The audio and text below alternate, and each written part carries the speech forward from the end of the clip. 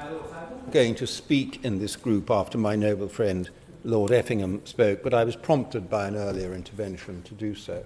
I think it's really very important that when you make a large change, as is proposed here, and I think the government would claim this was a significant change, and rightly so, that you actually are clear about what you're trying to achieve. We might assume that everyone wants to have better buses, so why do you need to say it? But you need to be clear what you're trying to achieve, because, of course, everyone wants better buses, but what actually constitutes better buses?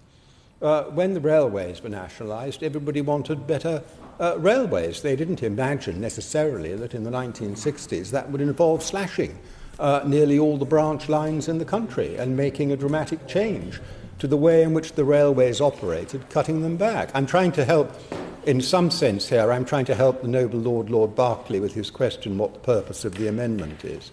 And so there is also the further question, if you do have an objective, who is to be held to account for that objective? And this puts this seeks to hold the Secretary of State firmly to account and put him at the centre of the chain of being responsible for this bill. There is nothing else in this bill, it seems to me, which explicitly puts passengers and passenger needs and the quality of the service they receive at the heart of the bill and on the face of the text we're looking at.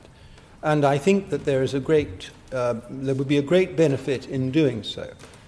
We know that government and local authorities, local transport authorities, are responsible to multiple stakeholders, not only to the users of their services, but also to their workers, to their trades unions, to local electors, and so forth. They have to balance large numbers of needs and demands on them.